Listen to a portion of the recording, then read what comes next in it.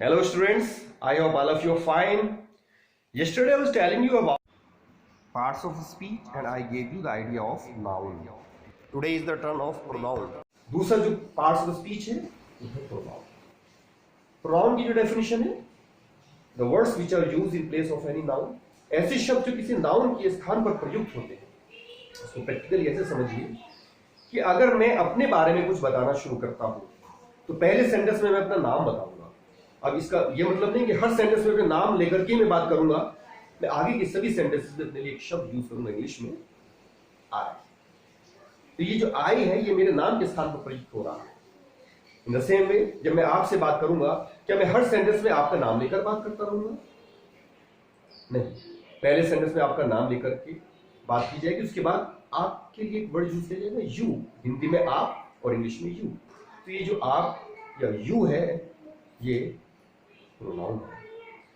लड़कों के लिए ही, लड़की के लिए शी, बहुत सारे लड़के लड़कियों के लिए दे, नॉन लिविंग थिंग्स और बर्ड्स एनिमल्स के लिए इट. तो ये सब शब्द प्रयोग किए जाते हैं नाउन के स्थान पर, तो इसीलिए इन शब्दों को प्रोनाउन कहा जाता है. और ये पर्सनल प्रकार के प्रोनाउन है. इनको प्रोनाउन के बहुत सारे प्रकार होते हैं, ये पर्सनल है. ऐसे प्रोनाउन जो इंट्रोगेटिव वर्ड्स होते हैं और उनका आंसर कोई नाउन हो वो इंट्रोगेटिव प्रोनाउन कहलाते हैं. जैसे हु आर यू, तो आप क्या कहेंगे? आई एम दीपक. तो दीपक जो नाउन है वो आपने हु के आंसर में बताया है, तो हु क्या हो गया? इंट्रोगेटिव प्रोनाउन हो गया.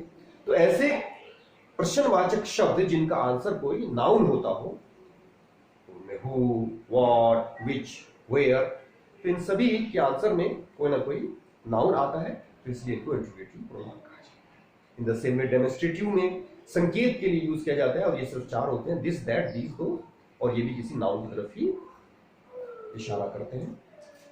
In the same way relative pronoun, emphatic pronoun, reflexive pronoun, इनके बारे में डिटेल में आपको सिंटैक्स टॉक में बताया जाएगा. नाउ मैं आपको पर्सनल प्रोनाउन का जो चार्ट दे रहा हूं, आप इसको नोट कीजिए.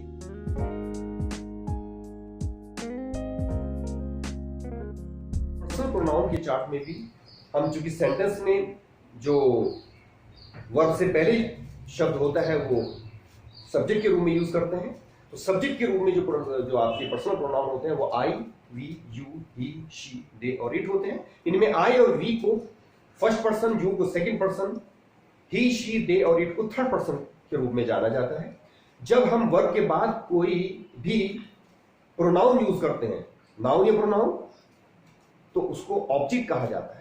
तो ऑब्जेक्ट की जगह पे जब हम किसी नाउन को यूज करेंगे तो एज इट इज यूज होगा, जो नाम है वही यूज होगा, लेकिन प्रोनाउन जो है वो चेंज हो जाते हैं. जैसे आई का ऑब्जेक्ट मी, वी का अस, यू का यू ही रहता है, ही का हिम, शी का हर, दे का देम और इट का इट ही रहता है. फिर एक होता है पजेसिव केस. पजेसिव केस में क्या होता है? संबंध कारक. जब हम किसी नाउन का दूसरे नाउन के साथ संबंध बताते हैं तो अपोस्ट्रोफी एस का यूज करते हैं. जैसे राम की किताब तो रामास बुक, दीपक का पेन तो दीपक्स पेन. तो दोनों नाउन को मैंने क्या किया? पजेसिव कर दिया. दीपक का, तो का के लिए हमने अपॉस्ट्रोफी एस या ऑफ का यूज किया जाता है. लेकिन प्रोनाउन में ये ना अपॉस्ट्रोफी एस लगाते हैं ना ऑफ लगाते हैं, बल्कि ये रेडीमेड है. आई का जो पजेसिव है वो माई है, तो my book, my pen, my house, my friend, in this way use. We का आर, यू का योर, ही का हिज, शी का हर, दे का देयर और इट का इट्स. इसी तरह से इनके रिफ्लेक्सिव प्रोनाउन बन जाते हैं. जैसे आई का माई सेल्फ, वी का आवर सेल्फ, यू का योर सेल्फ, he का himself, she का herself, they का themselves और it का itself. Students, this was about. Now the third part of speech, that is adjective. Adjective ऐसे शब्द जो किसी नाउन या प्रोनाउन की क्वालिटी बताएं, कोई विशेषता बताएं. दुनिया में जितने भी इंसान हैं, पशु हैं, पक्षी हैं, वस्तुएं हैं, स्थान हैं, उनकी अपनी कोई विशेषता, चाहे वो अच्छाई हो चाहे वो बुराई हो, उनकी विशेषता बताने वाले जो शब्द होंगे वो एडजेक्टिव के अंतर्गत रखे जाएंगे. फॉर एग्जाम्पल आपकी अगर हम विशेषता की बात करें तो स्टूडेंट्स की क्या क्या विशेषता होती है? इंटेलिजेंट होते हैं, हैंडसम होते हैं, स्मार्ट होते हैं, वाइज होते हैं, फुलिश भी होते हैं, केयरफुल होते हैं, डिसिप्लिन्ड होते हैं. तो ये सभी word intelligent, wise, honest, beautiful, handsome, smart, careful, careless, obedient, ये सब एडजेक्टिव के अंदर रखे जाते हैं. ये विशेषता बताते हैं. किसी भी नाउन की या प्रोनाउन के लिए यूज कर सकते हैं। आई की कोई विशेषता बताएंगे, अपनी कोई विशेषता बताएंगे। तो जैसे I am an honest person, तो ऑनेस्ट जो वर्ड है वो मैंने आई के लिए यूज किया है। या आई एम डिसिप्लिन्ड, तो आई की क्या विशेषता है? डिसिप्लिन्ड हो। तो in the same way you के बारे में, ही के बारे में, शी के बारे में अगर जो भी विशेषता वाले शब्द आप बता रहे हैं तो वो सभी एडजेक्टिव के अंदर रखे जाते हैं। एडजेक्टिव की 3 डिग्रीज होती है, पॉजिटिव, कंपैरेटिव, सुपरलेटिव।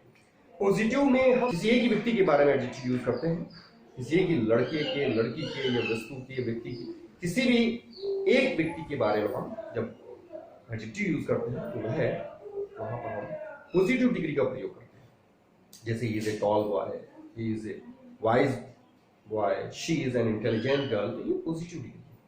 कंपैरेटिव क्या होता है? दो के बीच में तुलना करने के लिए, जैसे he is taller than his brother, तो टॉलर जो वर्ड है वो कंपैरेटिव है, दो के बीच में तुलना की गई है। अक्सर जो कंपैरेटिव वर्ड्स बनते हैं वो ER लगा के बन जाते हैं अक्सर, और भी इसके तरीके होते हैं, वो आपको आगे सिखाया जाएगा। सुपरलेटिव में क्या होता है? इसमें 2 से ज्यादा के बीच में तुलना की जाती है, तो इसमें संख्या भी दी जा सकती है, 3 की संख्या दी जाए, 3 नाम दिए जाए, या बगैर संख्या के अगर है तो उनको सुपरलेटिव में ही रखा जाता है। जैसे she is the most intelligent girl, तो इसका मतलब यह है कि उसकी तुलना 2 से ज्यादा के बीच में की जा रही है, और मोस्ट लगा करके या EST लगा करके सुपरलेटिव डिग्री का प्रयोग किया जाता है। So this was about adjective. Adjective भी फिर कई प्रकार की होती है, क्वालिटी वाली, नंबर वाली, और डेमोन्स्ट्रेटिव भी होती है। दिस दैट दिस दोज का जो यूज है वो किसी नाउन से पहले हम प्रयुक्त करके संकेत के लिए यूज करते हैं। डिटेल में हम आपको ये बताएंगे जब आपका सिंटैक्स चलेगा। Now let's talk about the fourth and most important parts of speech, that is verb. Students, verb का मतलब होता है कार्य, क्रिया, एक्शन, एक्टिविटी। जितने भी दुनिया के अंदर ह्यूमन बीइंग है, एनिमल्स हैं, बर्ड्स हैं, 24 आवर्स में कुछ ना कुछ एक्टिविटी करते रहते हैं, कुछ ना कुछ कार्य करते रहते हैं। तो इस कार्य को, इस क्रिया को वर्ब कहा जाता है। जैसे हम लोग भी क्या करते हैं? पढ़ते हैं, लिखते हैं, बैठते हैं, भागते हैं, उछलते हैं, कूदते हैं। तो जो भी हम कार्य करते हैं वो सब, ये जो इंग्लिश में जो वर्ड्स हैं ये सब तो खाना, पीना, सोना, जागना, बैठना, उठना, रोना, धोना, बातें करना, उछलना, कूदना, सपना देखना, कल्पना करना, तो ये सभी वर्ड्स वर्ब के अंतर्गत आते हैं। और वर्ब की जो फॉर्म्स होती हैं, तो बेसिक फॉर्म होती है जिसको फर्स्ट फॉर्म कहा जाता है, एक इसमें होती है सेकंड फॉर्म जिसको पास्ट फॉर्म कहा जाता है, और एक होता है पास्ट पार्टिसिपल जिसको थर्ड फॉर्म कहा जाता है।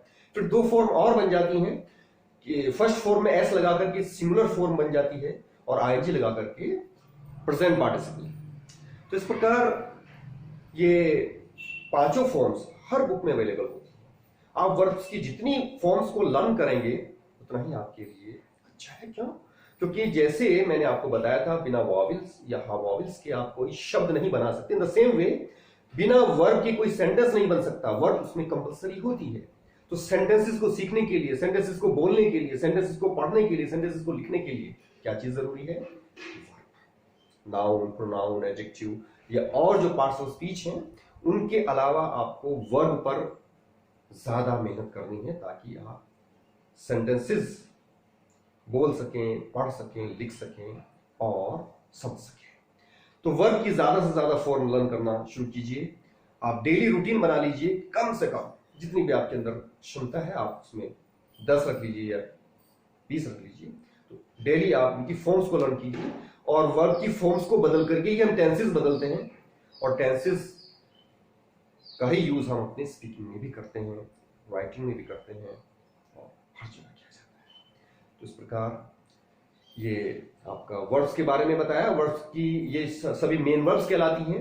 इनकी सहायता के लिए हेल्पिंग वर्ब्स होती हैं। ये 24 हैं, जिनमें से 11 प्राइमरी और 13 मोडाल्स हैं। प्राइमरी में is, am, are, was, were, has, have है, टू, डज, डू, और मोडाल्स में will, would, shall, should, can, could, may, might, must, ought to, use to, need and dare. This was all about parts of speech. मैंने आज आपको noun, pronoun, adjective और verb के बारे में बताया। नेक्स्ट टर्न पर मैं आपको आगे के पार्ट्स ऑफ स्पीच बताने के बाद फिर आपका नया चैप्टर शुरू किया जाएगा सेंटेंसेस का।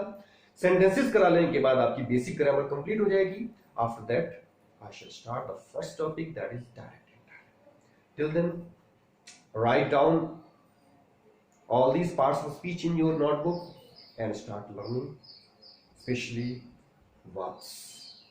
All the best.